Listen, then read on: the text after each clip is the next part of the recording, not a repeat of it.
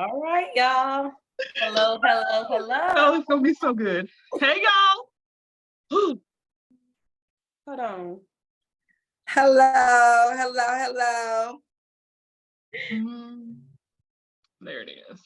Happy Thursday. Happy Junior. Friday Eve. Oh, there you go. Friday Eve. Me and I said Friday Junior. Friday Junior. What's going on, ladies? Y'all. What's up? How have y'all been? How's everybody doing? You guys look beautiful today. You look beautiful always, but you look beautiful today. Thank you. You do too. I know she got the hair flowing. The lipstick. Right? I gotta be right for Valentine's Day. No braids this week. I know. Don't be some hair pulling today. That's what I just told Celia. I said I think I wear braids like, 10 months out of the year. Mm-hmm. Hey, it's nothing wrong with it. Let me just make sure, that it's sharing to the right place. Yeah, I'm trying giving what it needs to give.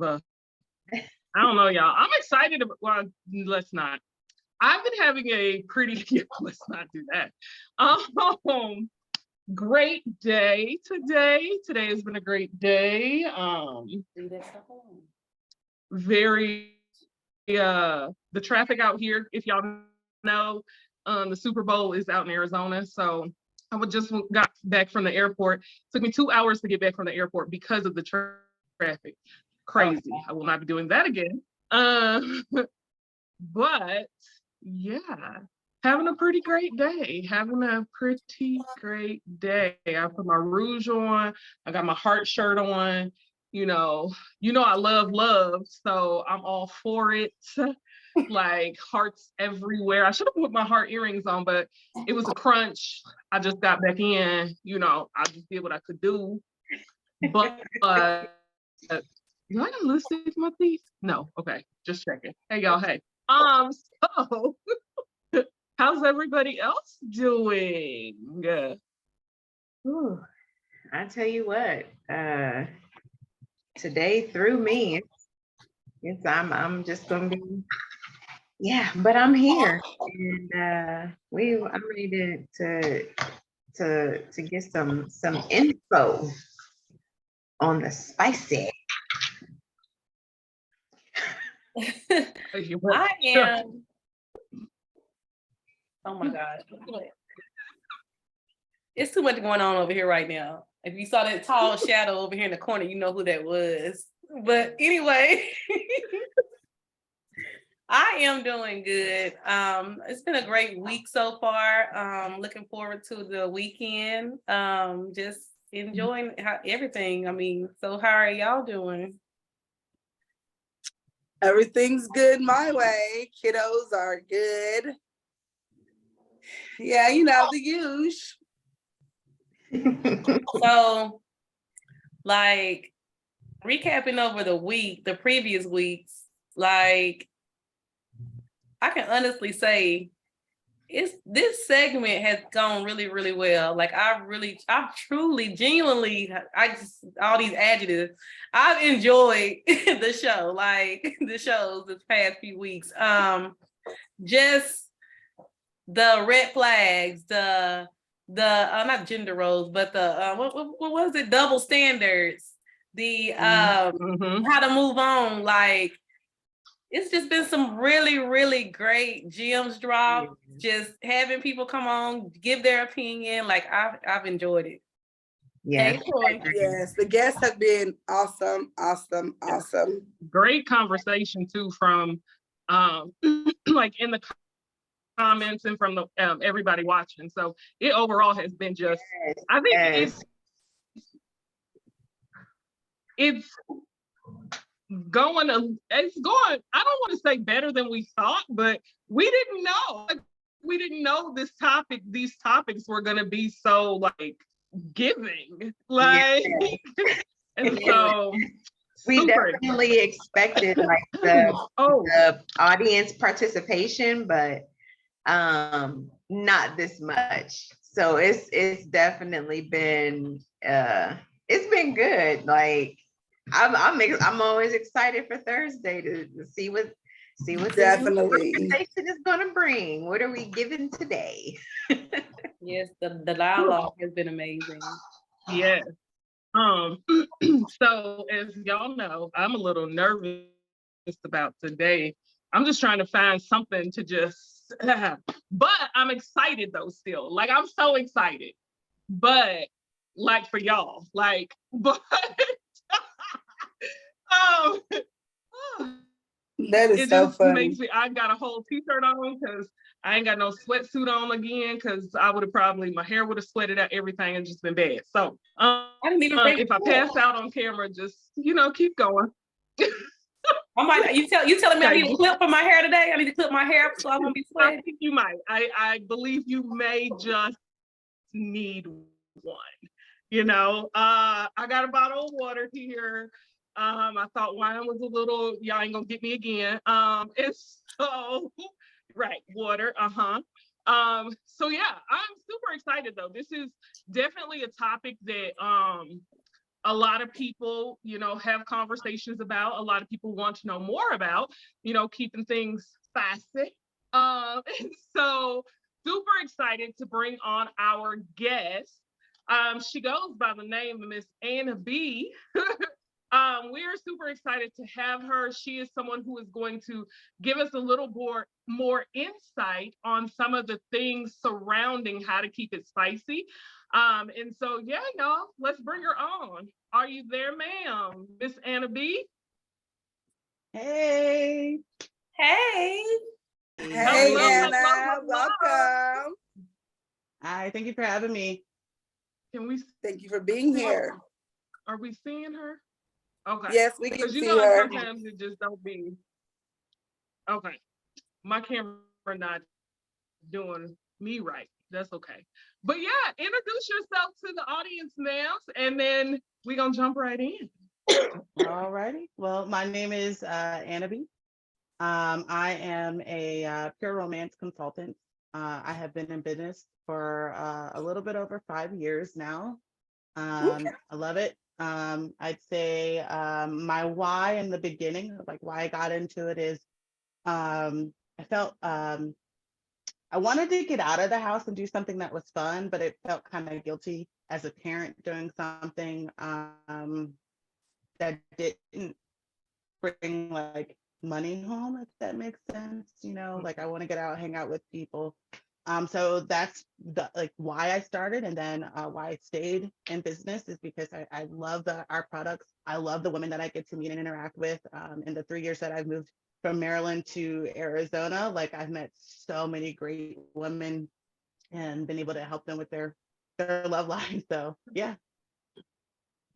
Thank you. That thing. Oh. Keep going, girl. I know, right? Keep going. Well, that is awesome. That is awesome. Well, let's just jump right into it. I'll start, guys. Don't worry, I got this. So, Take it. first question: what is your definition of intimacy, and how can it look in relationships? That's a good question. So, intimacy in itself is really just how you connect with someone, like the closeness of two individuals, essentially. For myself, or really for anyone, before you're able to actually really define intimacy, what I would say is making sure you know what your love language is, as well as your partner's love language, because that plays a huge role into how they'll receive everything. So you essentially may have the love language of quality time. And for you, literally just sitting on the couch with your partner watching a movie could be intimacy. Mm-hmm. An individual with physical touch could be just sitting, holding hands while you're walking down the grocery line, things like that. So that's the main thing that I generally say when it comes to intimacy. It's really for every person, it's different, but it's knowing your love language and knowing your partner's love language in order to be able to define that. I love it. I love it. I think love languages is something, um, something I think people overlook when it comes to intimacy, because a lot of the time, like you just said, intimacy is different to every person, and it doesn't have to be sexual, but for a lot of people, when they hear the word intimacy, that's what they think, and that's what they gravitate to. So I like the your definition of that. Mhm. I agree. Absolutely. Anybody? Don't know where I'm trying to find my other questions because I know hello? y'all finna get. I was gonna say you was on mute. There Kira. you go. Hey. Okay, I'm just talking and on mute. Okay, so I'll go ahead and jump on in. So aside from sex, what are some other things couples could do to spark up their relationship? So there's a lot of things that you can do. One main thing or problem essentially is the fact that we get busy. We have our lives, kids, work, whatever, the kids' activities. So I live by the 2x2x2, which is every 2 weeks, you go on a date with your partner. Every 2 months, you do like a weekend getaway. And then every 2 years, you do like a week getaway. Like no kids, nobody, just you and your significant other. Those are things I definitely suggest, like making sure you do, because it keeps that closest, keeps that connection. Another thing that I would recommend is I use this app. It's called Lover app. And really what it does is pull out the phone. Let me take a look. Hold on, Lovers app. Hold on, wait a minute. Lover app. Let's pull it up. Download. Okay. Give us all the tea, Miss Anna. No, B, all the tea. It's a good app. Okay, They'll send you different emails from time to time of different things to spice up your relationships, different ways to communicate with your partner. And then there's also like a section where like frequently asked questions or individuals like that, where you can see their responses without you necessarily having to be the individual that asked like that awkward question. So I like that. And it gives you the option, like if you have a partner, to send them the link directly, so that you and your partner have the ability of kind of like joining it together. Another feature within it that I really like is it's kind of like Tinder. It gives you the option, and I know this question will probably come later, of like swiping left and right for different kinks or things you're interested in doing, but you may be uncomfortable with letting your partner know that you want to do those things. And so it only will show you and your partner the ones that you both match on. So it kind of prevents that awkward conversation. So that's another thing that I like. One thing that I just stumbled upon that I'm going to start implementing is Team. And Is what? Team, TEAM. I'm gonna break down the acronym for you. So the T portion is touch. So making sure at some point in the day you are touching your partner in some way, holding hands while you're like on the couch, hugging one another, setting your arm on their shoulder, whatever. Just getting some time of some physical touch that doesn't necessarily have to be sexual. E, education. We learn something new almost every single day. Having a conversation with your partner about what you learned that day, like, oh, I just found this random fact. I learned that today is National Pizza Day, like whatever, something like that. The A stands for appreciation. And that's really where you tell your partner about the things that you appreciate. It's important to make sure that that particular thing is not always the same, switch it up. I appreciate that you pick up the kids. I appreciate that you clean up and wash your own clothes, whatever that may be to you. And then the last thing is merit. Or metric. This is the fun one, and the one that's probably the most difficult in my opinion. That's when your partner does something earlier in that day that bothers you. You hold on to it, you write it down, and then you bring it to the M section, and that's when you talk about it. You talk through it versus having a big blow up in the moment where you don't get anything resolved. And so, yeah, I've heard that a lot of individuals have had a lot of success by implementing that. So I'm looking forward to kind of adding that into our nightly routine and seeing how that goes as well. Thank you. Yeah. I like that. Yeah, that's awesome. Yeah. That is I gotta go look into this something. app though. That's really, I love, not having to always think about something or planning Mhm. something myself. You can have your significant other also see what they like. Or we've been married, we've been together forever, but just having him interact more. Yeah. Mhm. That's Yep. good. That's good. So real quick, let me just make sure the people at home Mhm. watching have the acronym correct. It's TEAM, Mhm. TEAM. It's touch, education, appreciation, and Metric. what's the last one? Metric. Metric. Okay, Mhm. got it. I really like that. That Yeah. is, I like that a lot. I think that also implements a more an easier way for communication too, Mhm. between you and your spouse. So boyfriend, girlfriend, whatever, I think that definitely, yeah, I'm gonna write that. And especially, I think that like I said, last one, the the M is the metric hardest part. The M is Yeah, I was just about to say, I can see that being the hardest. Mhm. the M. being- So just Yeah, keep a I guess notebook. so. Instead Write of it down aggressively though. instead of addressing it right then and there, taking it and holding on to it. Yeah, I could see how that could be hard. Mhm. Absolutely. That's gonna be hard for me, but I'm gonna work on it though. So, okay.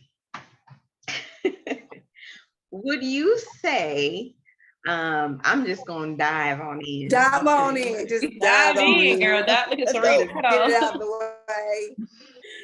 You know, Crack open the box. Go we ahead, crack it open. tiptoeing around a pond. I'm just gonna say, okay, so would you say that, Sarita, enough? Got your pen? Picking up whatever is around. Okay.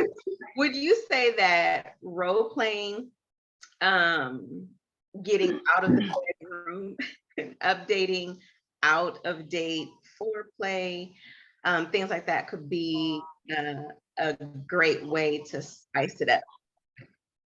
Yeah. I definitely think that it's a great way. I do want to kind of like put an emphasis on foreplay. Foreplay in itself is still very, very, very important, especially for us women. We need about 15 to 20 minutes of foreplay before any session, if you will. And the main reason why you need this is because our biggest sex organ isn't down there, it's up here. And so a lot that goes into sex and even the ability to achieve an orgasm starts before you get in the bedroom with the foreplay. And so role play is definitely Just a little.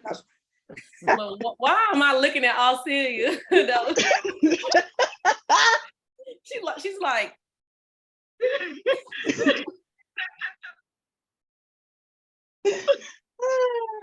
but role play is definitely something that could be very fun, especially depending on the type of relationship that you have. Some individuals, it's easier to do like, the in the bedroom nurse patient type of deal, or even there's those times where I have a client that she'll go out every so often with her friends, brunch that leads into like, extremely long like lunch. And she gets her Uber driver to take her home, which is her significant other. Right, yeah. Her Uber driver. She's like, wait a I'm second. not judging or nothing, But it's a really safe way to play out that role, play out that fantasy without any of that risk. And so basically, hey, you want to come inside? So that's one thing that they do. Yeah, in it. I also kind of think of, I don't know if you guys have ever seen Four Christmases, but it's kind of, they do the same thing. Reese Witherspoon and Vince Vaughn. He basically like hits on her in a bar and picks her up and takes her home. And I'm like, oh, that's pretty cool. That's different. So those are really great ways of doing foreplay when it comes to that stranger aspect. Then you have like, the nurse patient, teacher student. I don't know why that's often one. I know. But it is often one that individuals like to kind of play out. It is definitely one. Oh, okay, I'll feel you. No, because yeah, it's all right. No judgment. No, because y'all let her keep giving these ideas. I'm trying to get these ideas, this Uber driver and stuff. Come on, yo. I'm listening. Right. No, for real, because I already wrote it down. I already wrote it down. I'm in my head, I'm thinking I'm going to brunch Saturday, but where I'm going is gonna be too far. So I'm like, okay, I don't know. Let's see. Play it out. See how it goes. My husband about to drop me off everywhere. I'm my number one Uber driver. You get 5 out of 5 stars every time. Exactly. That is so funny. Yeah, that extra tip, that's what it is, right? Right. But then for individuals who aren't able to necessarily kind of take it out of the bedroom, I encourage them to bring in different things, not necessarily like toys or anything, but like you can bring in like a chair, different positions, other items like swings, things of that nature. I love it. That and then swing it kind of keeps it confined. Yeah, you keep it confined to your bedroom, or if you do have a weekend or a week where the kids are away, explore areas of your home, things of that nature. Yeah. So my next question for you. Oh, I'm sorry, Sarita, you was gonna say something? I'm sorry. No, no, go. Nope. Okay, so since you spoke about toys and things of that nature, so women typically we don't mind talking about toys, using toys. I mean, it's something it's more common in the woman population. But why do you feel? What do you have you ever encountered like men being intimidated with using toys in the bedroom? Like, why do you think that's so with men? I know some men like they feel like, oh, if she's using a toy, she don't need me, like, or things of that nature. Yeah. So there's a couple components to it, but the main thing is it's a lot of it is mental. Obviously, a toy should not be looked at as a replacement. It should be looked at as an enhancement to the relationship, an enhancement to the bedroom. There are multiple toys that can be brought in that don't necessarily require like vaginal insertion, so that it takes away that pressure from your male counterpart. But one of the main reasons why a lot of men feel that way is because the average size of an erect penis for American men is 5.5 inches.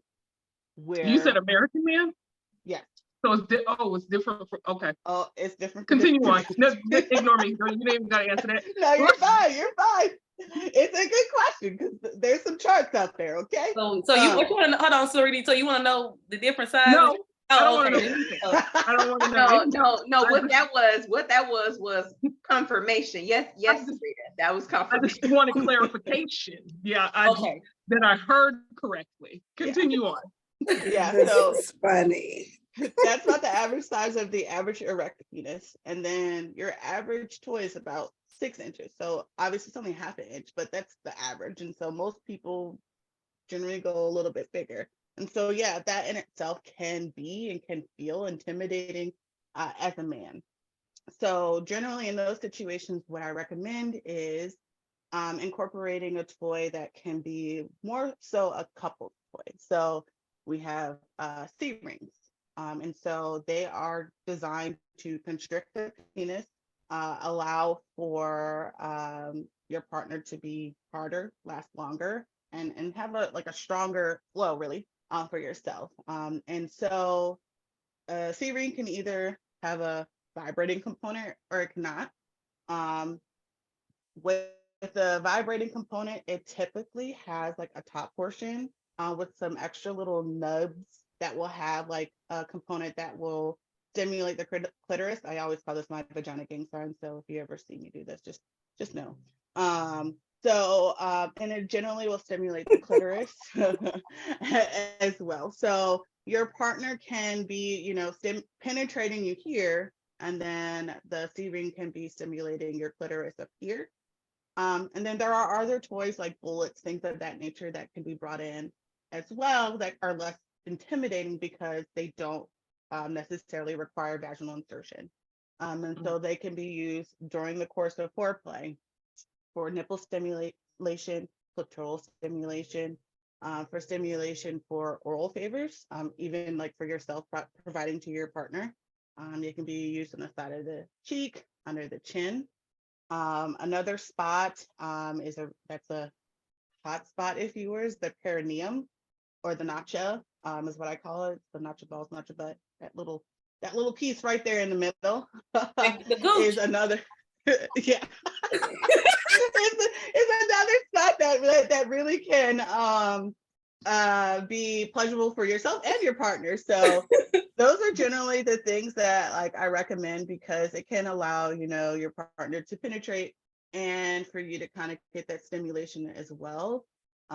Because really for the most part, us women, we really do need that clitoral stimulation. So Because I think, like, for me, I think men aren't as educated enough when it comes down to toys. They think that we want it to satisfy ourselves, but I feel like they don't know what all is out there for them because, like, you talk about the vibrating ring with help. It helps with them and the woman, with getting off. And then the you not only just those toys, you have like the waxes, the candles that you can pour the body waxes. You have that. You have the numbing spray for the mouth.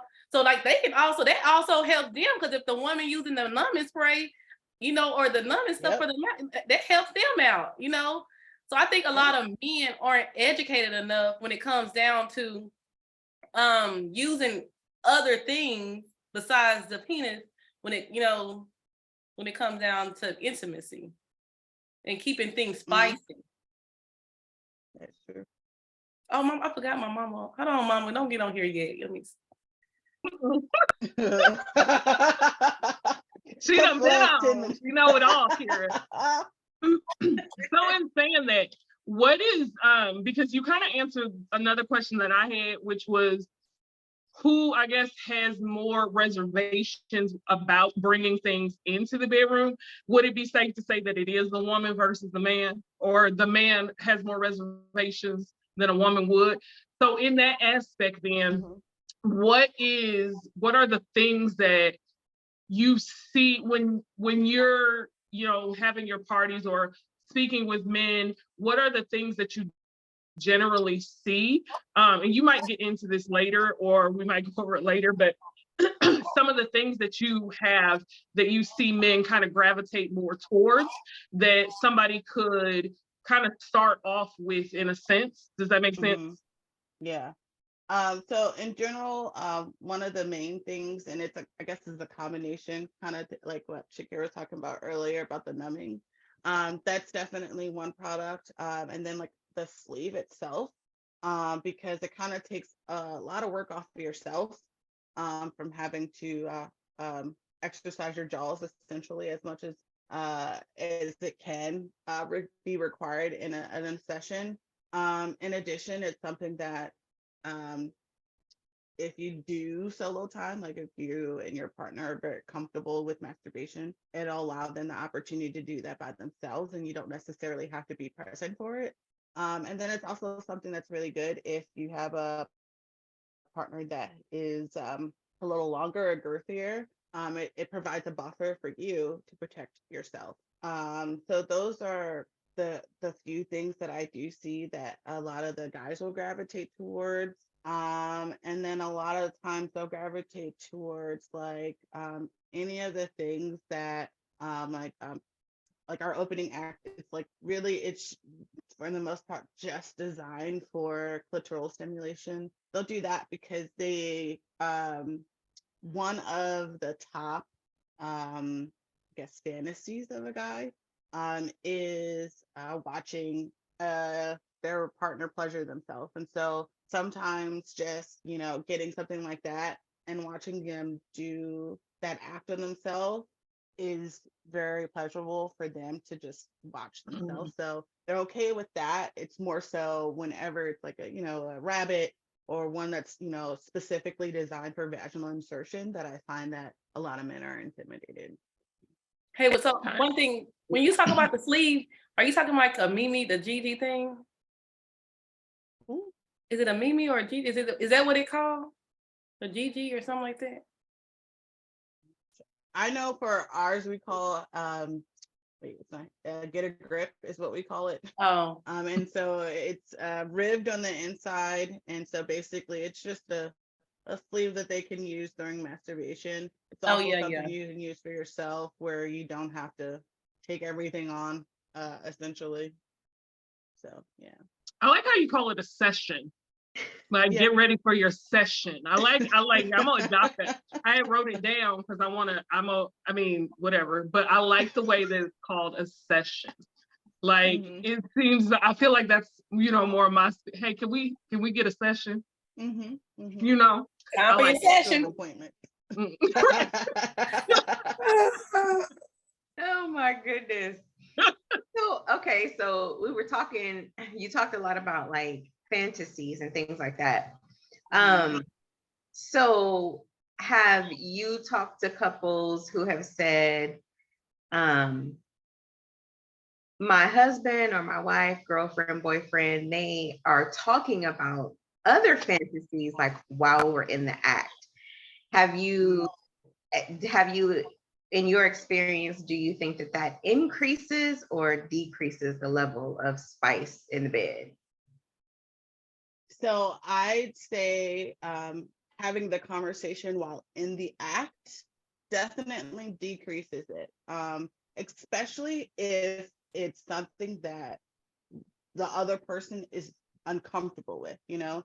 So it's automatically going to make them retreat into a like, why does he want, or why do they want this? Like, this is not me, like, this is weird. And it's an awkward situation that no one really wants to be in. It can kind of kill the mood. I recommend. Please don't kill my vibe. Right, exactly. That's exactly what it's going to do. I usually recommend having those conversations out of the bedroom, and then not necessarily in a place where you're like dinner or whatever, like maybe you're on a walk or like somewhere casual, where you're not necessarily like face to face, where you can kind of talk out those things. This is another one where I would say the Lover app will be pretty good to kind of implement because it allows you to have that conversation without necessarily having the conversation. And then there are a lot of fantasies that are great to play out in your head, but never necessarily do in real life. A lot of people have those, you know? And so I just think there's nothing wrong with having a fantasy conversation. I do think that doing it in the bedroom and on top of that, you know, while in the act can definitely kill and dampen the mood. So what would you, okay, so say someone came to you and was like, you know, this is what's going on. What would you, do you have like, why don't you guys try this? You try the numbing oil and you try the rabbit or the sea ring. Like, do you, you know what I'm saying? Like, do you have recommendations? That? Yeah, you know, based off of what my client is saying to me, I will recommend, you know, certain products. There's generally a couple go-tos that universally I haven't heard anything bad back from, that since I've been in business and even before I got in business have been like, things that we've had that our clients just love, that I often recommend when it comes to that as well. The other thing, I think I lost my train of thought from what we were talking about. Things that you would recommend. Recommendations.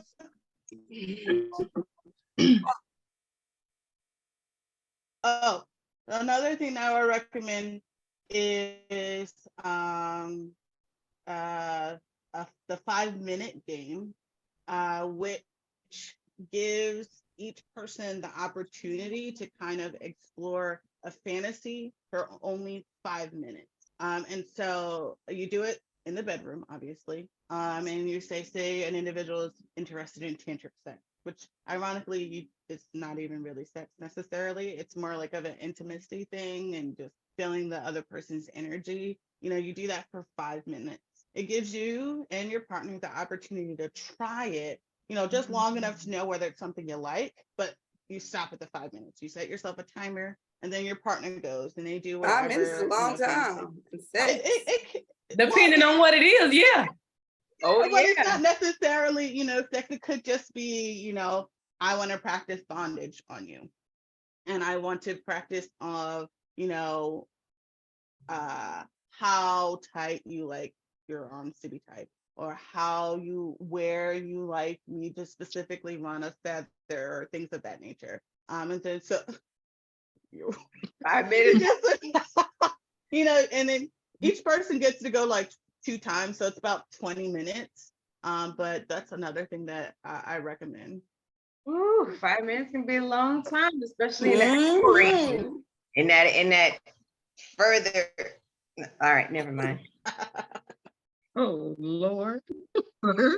Well, y'all don't have anything? I'll ask. Okay, so I have a question. Okay, go ahead, baby.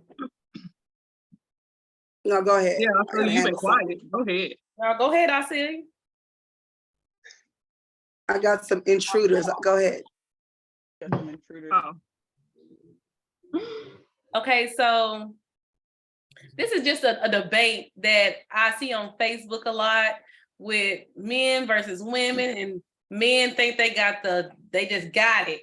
Like they just hitting the spot, they just satisfying all these women, but then these women going home having to finish their own business because the man thought he finished it, but he really didn't.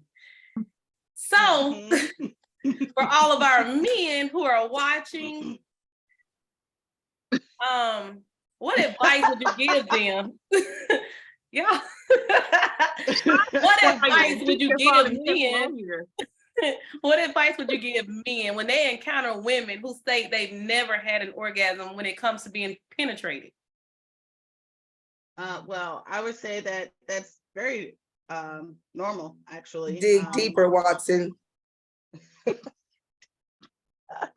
very normal. It's very common for women to not have had an orgasm from penetration alone.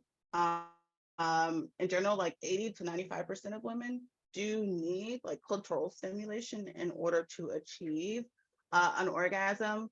Only about 18% of women are able to achieve penetration orgasms.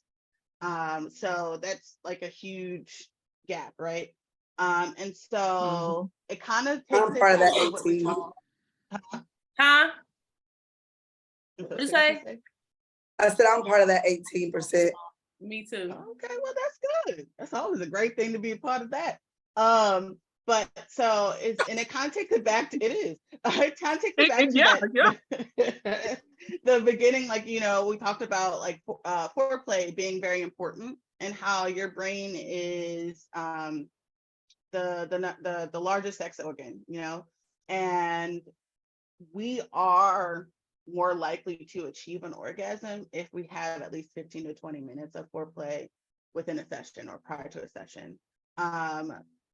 80 to 95% of women need clitoral stimulation. So that means that you're going to have to spend a lot more time getting on those 10,000 plus nerve endings, because that's essentially what's there for your female counterpart. The difference between a man and a woman essentially is for a man, the tip, their penis is essentially considered like the same as our clitoris. However, it has about 4,000 nerve endings. And then their foreskin has about 20,000 nerve endings in it. And so when you think about that, obviously that compared to the 10,000 on the button that's on the outside is completely different, right? So they do have to take that into account. Another thing for us women that we can do to help us try to achieve or the orgasm from penetration are having women-friendly position. So that would be on top. So essentially riding your partner. Another position would be doggy style. So your partner being behind you. And then even like sitting on your partner. They are really good positions to put yourself in to attempt to achieve that vaginal orgasm, because it's more likely for you to hit that G spot for you to get there. Yeah, but your I girl's hope not so. broken is the main thing. I hope the men watching, like Kira called out, took notes, watch the replay. So that sometimes they don't even know where the G spot is. Not in my experience, but I'm just saying what I see on the Facebook, the page. I think that us as women, we have to really get in tuned with ourselves. Absolutely. Some women are, I don't know, they just feel some type of way about their body parts. And what they really need to do is just explore their body parts and really find out what works. So when you are in motion, you can, know where to, because some women don't probably know where they G spot at themselves. Yeah. Because they ain't never had nobody hit that thing. What I'm saying is you need to be in tune with yourself. I love it. That's true. But that is very true. I won't say the problem with that, but like the main issue in general and the reason why as a company they were started, because thinking about what we learn in sexual health, it's really like, don't have sex.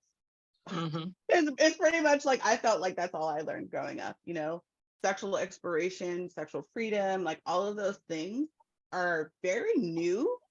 And so a lot of women and people in general are still, sex in general is still one of those uncomfortable topics. But yes, it is definitely very important to know, what turns you on, what gets you there. Because when you know what you want, then you can communicate that with your partner about how they're able to fulfill and meet your needs. Absolutely. That's why I love the fact that you brought that up, Asoya, because that is so true. If you don't know what you like and what is gonna get you to where you need to be, then how can you tell or direct or anything to anybody else? And then you've mad and frustrated because you ain't communicate because you don't know. So, but I also agree with you, Anna B, the fact that growing up, we aren't, and I don't know about how it is in school now, but we aren't encouraged to do those sorts of things. It's just like, no, just don't do it till you get married. And no, like it's not a talk or a conversation, not necessarily in school, because I know that's crazy for some people, but even at home, like a subject or a conversation to be had. And so I think more so what people see now is that as you go, for a lot of people, a lot of women, when you get into college, that's when you start to really kind of explore and then start to really, and then at that time too, it's still like, who am I supposed to talk to about this kind of thing? And so that's why I'm glad we are having this type of conversation, because it still is one of those things that's like, oh my gosh. And let me just say for the record this, because I know I'm like, oh my gosh, but it's for a different thing. It's not even, I'll have the conversation. That's not the problem. But anyway, I just wanted to clarify. Okay, so, but I think there is something that definitely should be more so and as a group of friends, like your girlfriends, some people don't talk about that. And I think it's something that a lot of people still are in the dark about what is going to make me happy, what is going to get me to the point I need to be, what's going to get me satisfied. And it's tough. Talk about it, y'all. Bring it up. Yeah, talk Not about it. necessarily with me, but bring it up. No, I'm just playing. And two, another thing is that what I've learned from my experience is that you start when you're learning your body, it's a gradual thing. At one point in your life, you learn something. You always learning something new, and I believe the vagina is always developing in her own way. And so I think it takes experience, like different experiences, because there's things that you do that you thought you never would do that just happens. You know what I'm saying? So I think exploring yourself is an ongoing process. You know, it's something that you do as you get older. New things happen, you know, that you didn't happen before. So I think it's very important that women get comfortable with your body parts. Absolutely. Absolutely. I agree. It's just like, just like we think about everything else, we always evolve. Everything is not just our minds. Everything is always evolving and changing. So something you may have liked when you were 21 ain't something that you like now, as you know, however old you are. Because we're not gonna talk about my age, but you know what I'm saying? Like, it's gonna be different because you have evolved, you have moved, or you just kind of grew out of that. Like it was cool then, now it's just childish. It's not gonna do it. It's not cutting it. So, but you have to know in order to be able to communicate that to your partner so that they know. Otherwise, like we've been saying, you're gonna get frustrated, upset, angry, and how are they supposed to know when you don't even know? So, but that's also, I think, one of the fun parts. Another fun part, because it's all fun, but it's another fun part to explore and get to know that part of you, or what the different things that you like as well with your partner. And so I think that that's also another reason that you have to be communicative. You have to be able to communicate those things so y'all can learn together. There may be some things that you do that he's like, no, that's not it, but y'all can learn together. Well, if we try this, like the 5-minute thing that you were talking about, I love that, because if we try this, we're learning together if we like it. And if we don't, we just not gonna do that ever again. But you know, like, so I think that's definitely communication is a huge part in keeping it spicy. Huge, huge, huge. Yes, And I agree. to kind of piggyback on that, it's also good having a positive way of communicating it to your partner. So say your partner is doing something or did something that you liked, and then they moved and they started doing something that you're not feeling as much. You can just say, hey, I liked it when you were doing what you did like 2 minutes ago. Can you go back to doing that? And so that's a better way than saying, I don't like what you're doing right now, you know, killing and dipping in the mood, you know. Don't stop, So don't you can stop, say you right something there. along those Don't lines. stop, right there, right there, right Yeah, there. that's my way of saying it too, right?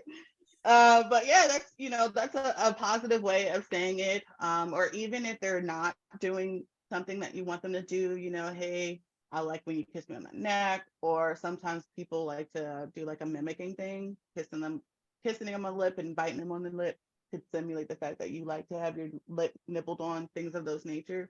So, but yeah, how we communicate. I like that. Also We got a comment or question in the comment. It says most women change sexually after marriage.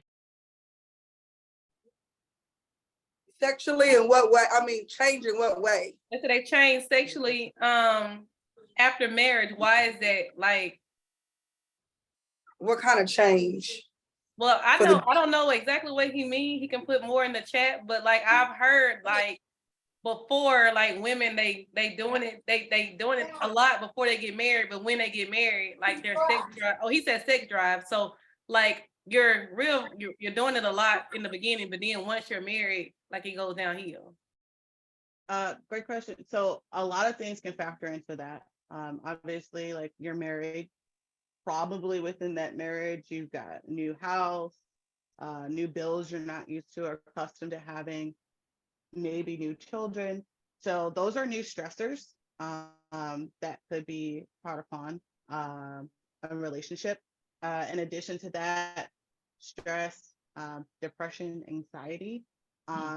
It's more common to talk about now, but it's still one of those things. Kind of like sex, that a lot of people are still ashamed to kind of talk about and voice with their partner, with a doctor. And so those things can impact. And then even sometimes medication can impact your partner's libido. So I would kind of have like that conversation, like, what's happening? Is it because we just had a baby? Do we need a babysitter? Do we need grandma, grandpa to watch them from time to time so we can get back to where we were?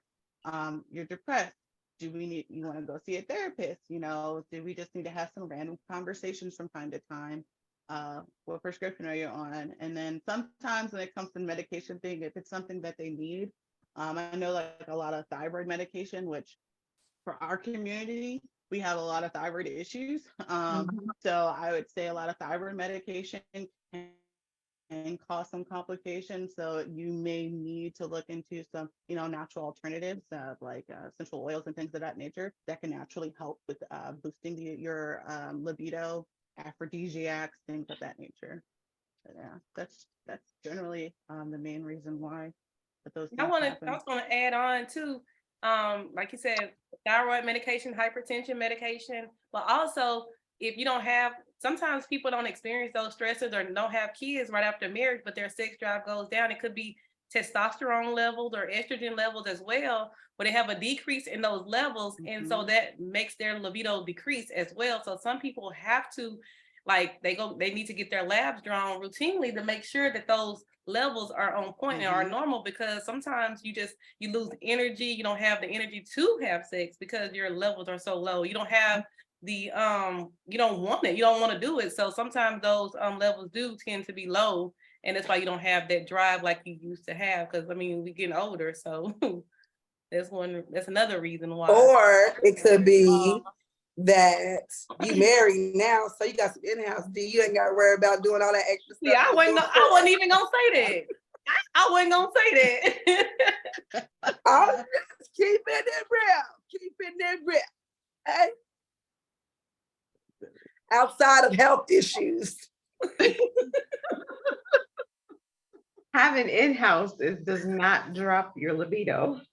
He said No, I'm saying it might not be a libido drop. It might be something, where it's like, okay, I ain't got to worry about it. And it's there, you can have it. It's versus when you're not married, you got to make sure you're giving things so he ain't, you know what I'm saying?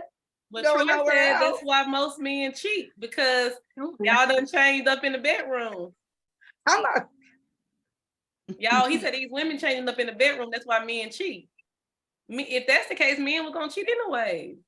If that's the reason, you ain't trying to dig deep into what it is, like why? Right. Like, babe, why you ain't got that sex drive that you had before? Like communication, you got to talk about it. Ask. A lot of men normally do point to, okay, you got the ring, now you ain't got to work hard no more. You don't have to work hard for it because you got the ring. We married now, so things change. But at the end of the day, like, communication is key. You got to know who you marrying. Is that the type of person that you marrying? Somebody who just only wants the ring. So that's true. So y'all ain't ready. That is true. I want to see ring. You ain't ready for that conversation, huh, Troy? You ain't ready for that one.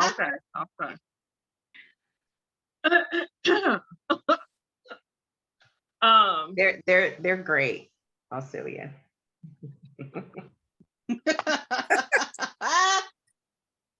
The C ring is great. So when it comes to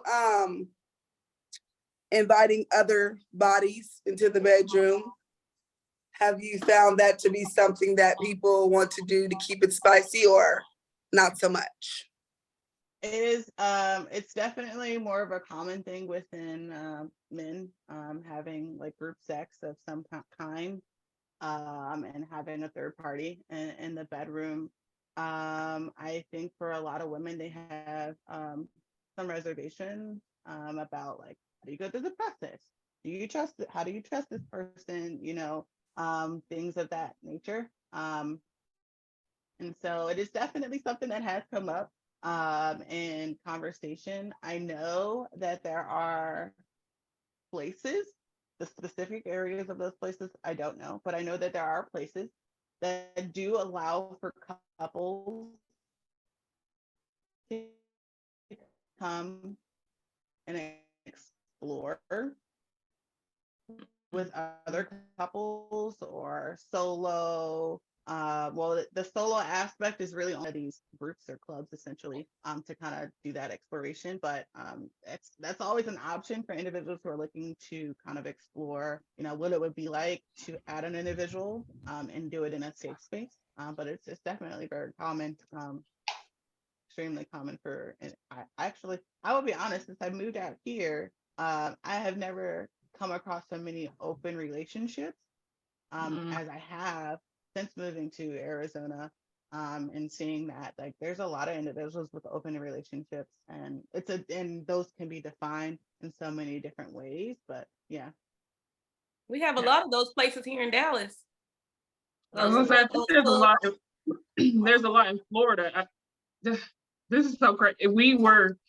I was having brunch last weekend, and they were talking about those different places in Florida, and I was just, you hear about it, but you don't like. But yeah, I was like, wow, pineapples. Okay, well, that's interesting. Stay for tapping out. Okay. Not pineapples. I think swinging and poly relationships are becoming really, really popular, like with the younger generation. And some in the older, because I guess a lot of people look at it, from what I've been seeing, a lot of them looking at it as, multiple incomes in the house, not just two, but you have that other party, a contributing factor with the, the household bills and all that. And some people just want that third person, that third wheel to complete their circle. I mean, I guess whatever your preference is. It works for some people. Like spontaneous stuff. Yeah. I have a friend, and that basically in conversation they were like, sometimes it feels like you can't get all your needs met by one person, and it doesn't necessarily have to be a physical thing.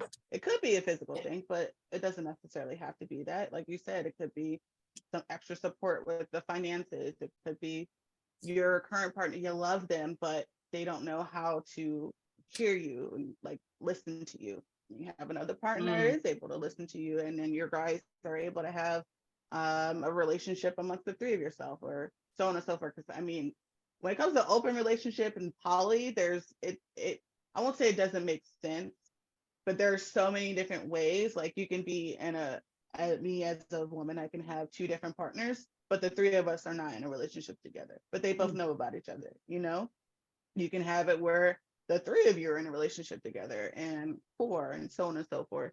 So there are definitely different levels when it comes to polyamorous relationships. Wow. That's interesting. That's what I got. That's all I got. That's it. Me too. Hey, if you like it, I love it. Right? Right. But, so Anna B, tell us where, all the people watching right now, tell us where or how we can get in contact with you. And if somebody wanted to host a party, if that's still an option right now, and all the goodness, tell us how we can get in contact and stay in contact and have a party. Yeah. So most of my social media is Anna B, and it's ANNAB_baby.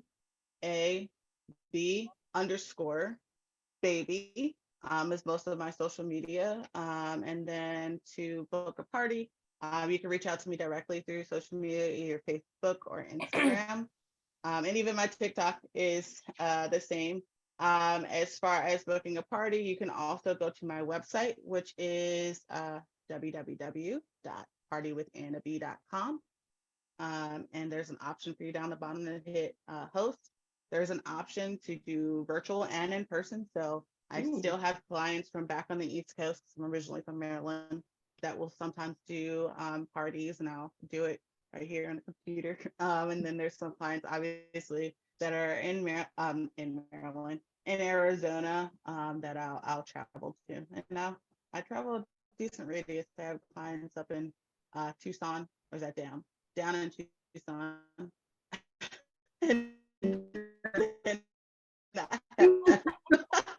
I'm like, wait, which way is it?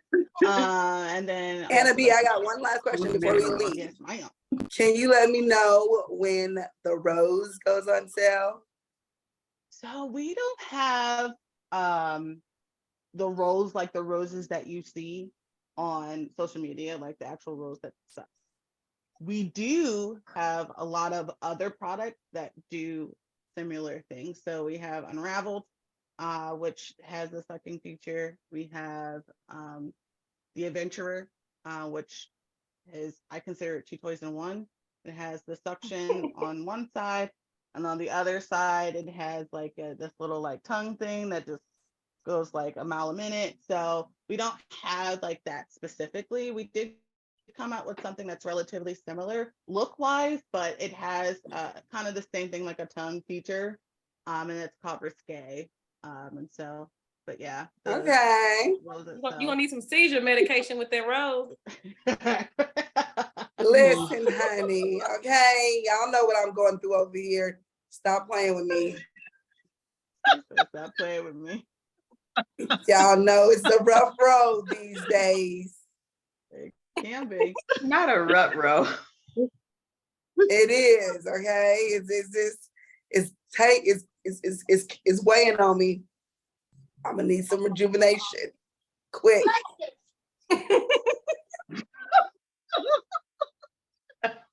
Maybe, look, maybe we can hook you up with like a late birthday present or something. You're doing so well on your journey, though. You were doing so well. You are. So I am. I'm proud of myself. But you know, Listen. that's why I'm saying I'm gonna need something. so You got silly. nothing. Well, Thank you, we Anna B. appreciate you. I'm gonna say thank you, Anna B. I really enjoyed you tonight. You. Yes. This was You had some good information. The session is what I picked up on the most. It's like, I'm just gonna. So for this But- session, this is how it's going to No, go. I you like the 2x2, the 2x2 by 2x2 by 2. Mhm. That I like that. And then the other one, the 5-minute thing. That was Yeah. some good information. Like I don't think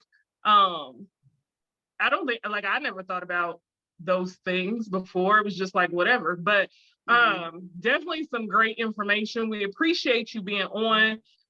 Y'all, you heard what she said, how to get in contact with her. Y'all, she has virtual parties, y'all. y'all better have y'all's boyfriend drop y'all off. Uber.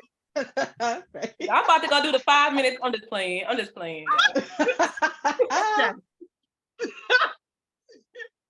Here, You ain't playing. You are not playing. Right.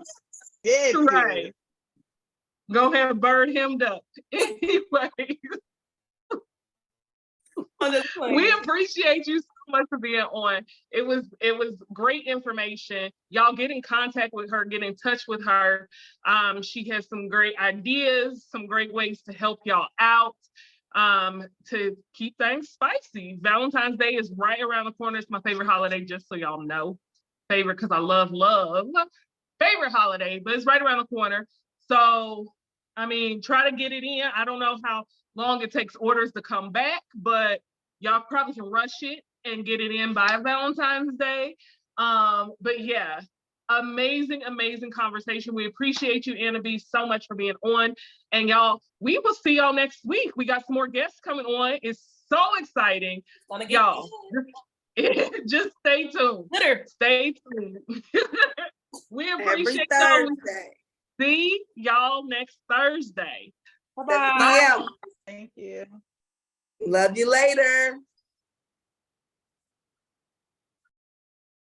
Did you stop? You ain't stopped the recording. We're still recording.